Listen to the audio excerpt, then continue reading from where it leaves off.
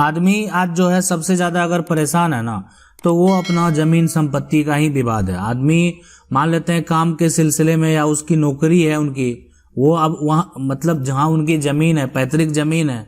या उनका जो भी जिस प्रकार का संपत्ति है, उस जगह पे वो नहीं रह रहे हैं। अब दूसरा व्यक्ति क्या करता है कि देख रहा है कि हाँ ये व्यक्ति तो नहीं रह रहा है, अब पहले कुछ दिन है ना थोड़ा सा उसको कब्जा करेगा, उसको एक्वायर करेगा। अब थोड़ा कब्जा करने का तरीका होता है कि मान लेते हैं कि जो कब्जा करने वाला होता है, क्या उसका अगर मवेशी है, ठीक है, तो वहां पे उस पोजीशन पे थोड़ा सा इसको इधर करेगा, फिर कुछ सामान रख के थोड़ा इधर कर लेगा, और धीरे धीरे धीरे धीरे धीरे जो है यहाँ पे कुछ ना कुछ ये करके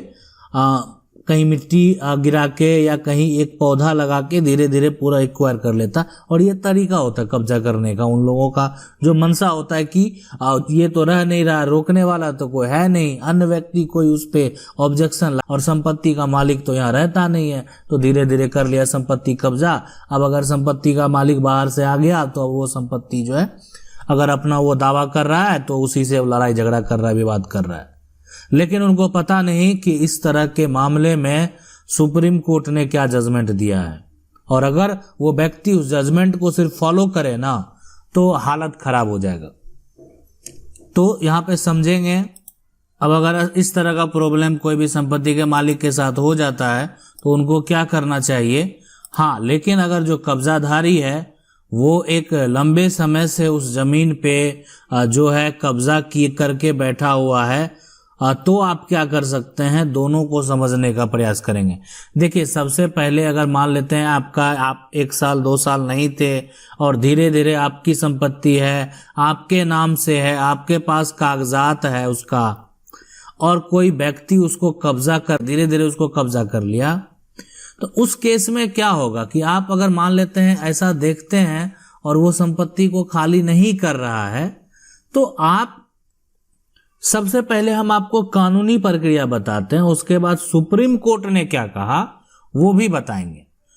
तो देखें, कानूनी प्रक्रिया क्या कर सकते हैं, उस व्यक्ति के खिलाफ आप FIR दर्ज करा दें। इसलिए दर्ज करा दें ताकि पुलिस के द्वारा इन्वेस्टिगेट किया जाएगा। उसके अलावा जो अनुमंडल पदाधिकारी हैं उनको भी आवेदन करके जो है उस पे केस फाइल करवा दें, ताकि वो एक तरह से कब्जा कर लिया, आपके नाम से टाइटल है तो किस आधार पे वो संपत्ति को कब्जा कर लिया, ठीक है। तो ये प्रक्रिया कर लें। उसके आप बाद जो है यानी थर्ड देखें, एक जजमेंट हुआ था, कब्जा का ही विवाद है, और ये कब्जा एक दिन का कब्जा नहीं था, वो बहुत सालों से कोई व्यक्ति कब्जा करके बैठा हुआ है। और यही अगर कब्जाधारी जो है, आप मान लेते हैं इसको 12 साल छोड़ देते हैं ना, 12 साल तक अगर आप कुछ नहीं कहेंगे इसको, ये आपकी संपत्ति को कब्जा करके बैठा हुआ है, और 12 साल तक आप कुछ मतलब कोई भी प्रक्रिया ना आप उसके खिलाफ FIR आपने दर्ज कराया, ठीक है, ना आपने किसी को मतलब आवेदन किया उससे संबंधित, मतलब आपने कोई प्रक्रिया किया ही नहीं, किसी प्रकार से कोई एक्शन आपने नहीं लिया। तो इस कब्जाधारी को सिर्फ एक यहां पे अधिकार देता है, संपत्ति नहीं दे देता। कब्जाधारी को एक अधिकार देता है कि आपको अब जो है बिना कानूनी प्रक्रिया के नहीं हटा जा सकता। अब उस केस में है कि संपत्ति का जो टाइटल मान लेते हैं किसी के पास है, लेकिन वो संपत्ति को जो है अपने अपडेट नहीं कर रहा है, ना जो है उसका एक तरह से किसी प्रकार का खोज खबर है, तो उस तरह के केस में तो वो मालिकाना हक का अपना दावा भी पेश कर सकता है। लेकिन एक बड़ा फेमस कब्जा से विवाद से जजमेंट है, और ये जजमेंट हुआ था पूना राम, आप सुने होंगे, और इससे संबंधित अगर आप इसको पूरा समझना चाहते हैं क्या क्या हुआ था, तो आप हमारे प्लेलिस्ट में जाएंगे, वहाँ पे जजमेंट के जो है स्टोरी है, उसमें हम बताते रहते हैं कि क्या हुआ था, कैसे हुआ था, तो वहाँ जाके आप दे सकते हैं। पूना राम और जो बनाम यहाँ पे विवाद था है ना, वो मोतीराम का था, मोतीराम का। तो इस दोनों के बीच में विवाद था, और सुप्रीम कोर्ट ने यहाँ पे भी 12 साल जो है कब्जा का एक तरह से की बात को लेकर जो है यहाँ पे केस फाइल किया गया था, दावा किया जा रहा था, मालिकाना हक का था। लेकिन इसको देखते हुए सुप्रीम कोर्ट ने सबसे एक महत्वपूर्ण यहाँ पे जो है वहाँ पे एक आदेश आप बोल सकते हैं या एक सलाह बोल सकते हैं, बोला कि अगर आपके पास संपत्ति का टाइटल है ना तो बलपूर्वक उसको खाली करा लीजिए। मतलब बलपूर्वक मतलब जाके आप उसको अपना एक तरह से वर्चस्व दिखा के आप जो है अपनी आप संपत्ति का रक्षा स्वयं करेंगे। इस बात को आप समझें। आप बलपूर्वक जो है खाली करवा सकते हैं। मतलब आप बलपूर्वक में ऐसा नहीं कि आप किसी को चोट पहुंचाएं, किसी को वैसा हानि पहुंचाएं कि जो कि अब एक तरह से आप पर केस हो सकता है। तो ऐसा काम आपको नहीं करना। बलपूर्वक मतलब है किसी प्रकार का जो है मारपीट नहीं करना है, और इस तरह से मारपीट भी नहीं करना है जिससे कि किसी का सर फूट जाए, किसी को समस्या हो जाए, फिर आपको दिक्कत हो सकता है। मतलब एक दबाव बना के, एक डर बना के एक तरह से आप मान लेते हैं लाठी का प्रयोग कर सकते हैं डराने के तौर पे। तो इस तरह से आप अपने संपत्ति पे जो है बलपूर्वक कब्जा कर सकते हैं, और ऐसा सुप्रीम कोर्ट का इस मुकदमा में है जो है उनका कहना था।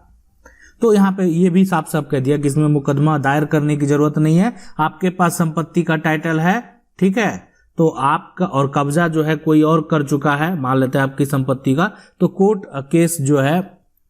करने की जरूरत नहीं है। लेकिन वही है कि 12 साल से अधिक समय से वो उस संपत्ति पे है, वो संपत्ति पे रह रहा है या उस संपत्ति का उपयोग कर रहा है, तब आप उसको ऐसे नहीं हटाएंगे। यहाँ पे जो यहाँ पे कहना था। लेकिन अब सवाल उठता है कि आखिर अगर इस तरह का कब्जा है, 12 साल से अधिक समय से कब्जा है, किस तरीके से केस फाइल करेंगे और क्या प्रावधान है, देखें।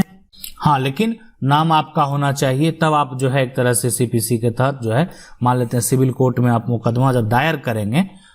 तो यहाँ पे जब मुकदमा एक तरह से केस फाइल होगा कि आपके संपत्ति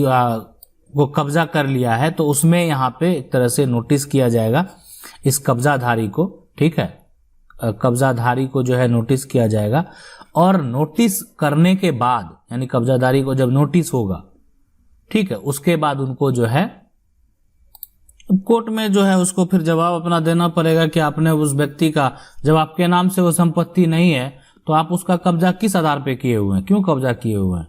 क्यों उस पे जो है आप अपना दावा कर रहे हैं, ठीक है। आप वो बताएंगे कि 12 साल से अधिक समय से कब्जा है, लेकिन वो संपत्ति आपके नाम तो नहीं है।